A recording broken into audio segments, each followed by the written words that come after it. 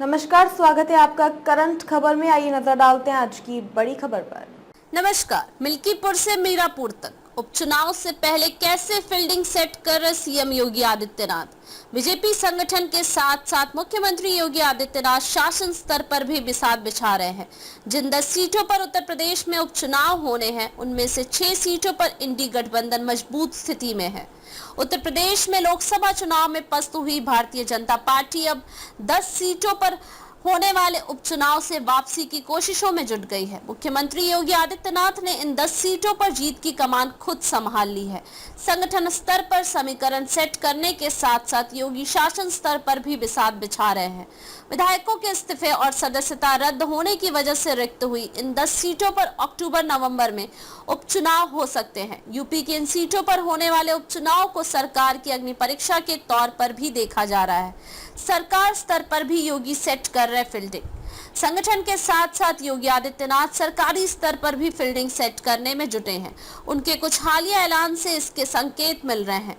पहला, 17 और 18 अगस्त को सीएम योगी आदित्यनाथ कटेहरी और मिल्कीपुर दौरे पर थे। यहां उन्होंने 12,000 युवाओं नियुक्ति पत्र और 17,000 छात्रों को टैबलेट और स्मार्टफोन बांटे। इसी तरह 2 दिन पहले योगी मीरापुर दौरे पर थे, जहां उन्होंने 1,000 छात्रों को टैबलेट सौंपे। योगी आदित्यनाथ 27 अगस्त को अलीगढ़ जाएंगे और कहा जा रहा है कि यहां भी मुख्यमंत्री रोजगार मेला के तहत नियुक्ति पत्र और टैबलेट बांट सकते हैं। इसी तरह बाकी सीटों पर भी भविष्य में योगी की तरफ टैबलेट और स्मार्टफोन बांटने की बात कही जा रही है। दूसरा, हाल ही में योगी आदित्यनाथ ने सहारनपुर और गाजियाबाद का दौरा किया था। इन दोनों ही जगहों पर अतिक्रमण और नगर निगम के काम को लेकर उन्होंने नाराजगी जताई थी। शासन स्तर पर दोनों ही जगहों पर एक्शन लेने के आदेश दिए थे।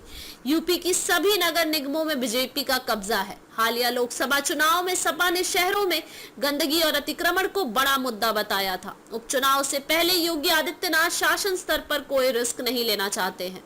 तीसरा, 69,000 शिक्षक भर्ती मामले में हाल ही में हाईकोर्ट ने सरकार को नए सिरे से लिस्ट तैयार करने के लिए कहा था। यह मामला ओबीसी आरक्षण से जुड़ा है और इसे सरकार के लिए एक झटके के तौर पर देखा जा रहा है। हालांकि इसके बावजूद सरकार ने इस फैसले के खिलाफ सुप्रीम कोर्ट का रुख नहीं किया है। कहा जा रहा है कि सुप्रीम कोर्ट जाकर इस मामले को जातिगत आधार पर बैकफुट पर नहीं आना चाहती है। चौथा, शुक्रवार को सरकार के बनने के 2 साल बाद योगी सरकार ने राज्य अनुसूचित जाति और जनजाति आयोग का गठन किया है।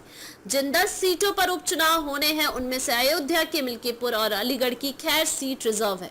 मिल्कीपुर सीट तो सपा के अयोध्या से चर्चित सांसद अवधेश प्रसाद की है। बीजेपी में सीट को जिताने की जिम्मेदारी योगी आदित्यनाथ पर ही है।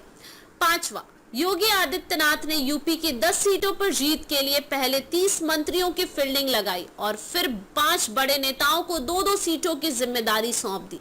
मुख्यमंत्री योगी के पास मिल्कीपुर और कटेहरी की जिम्मेदारी है। इसी तरह डिप्टी सीएम ब्रजेश पाठक के पास सीसामऊ और करहल की जिम्मेदारी है। दूसरे डिप्टी सीएम केशव प्रसाद मौर्य के पास फूलपुर और मझवा सीट की जिम्मेदारी है। कुंदरकी और खैर की जिम्मेदारी प्रदेश अध्यक्ष लक्ष्मीकांत चौधरी पर, तो मीरापुर और गाजियाबाद की जिम्मेदारी संगठन महामंत्री धर्मपाल सिंह पर है। जिन 10 सीटों पर उपचुनाव होने हैं, उनमें से मुरादाबाद की, कुंदरकी, अलीगढ़ की खैर, कानपुर की सीसामऊ, अंबेडकर नगर की कटेहरी, अयोध्या के मिल्कीपुर और कानपुर की सीसामऊ में इंडी गठबंधन मजबूत है। इन सभी सीटों पर इंडी को विधानसभा चुनाव में बढ़त मिली थी। 2022 के विधानसभा चुनाव में 10 में से 5 सीटों पर सपा और 5 सीटों पर एनडीए गठबंधन को जीत मिली थी। जिन सीटों पर सपा को जीत मिली थी, उनमें करहल, कटेहरी, मिल्कीपुर, सीसामऊ और कुंदर की सीट शामिल है। खैर, गाजियाबाद और फूलपुर में बीजेपी को, तो मीरापुर में आरएलडी को जीत मिली थी। मझवा की सीट निषाद पार्टी ने जीती थी। धन्यवाद।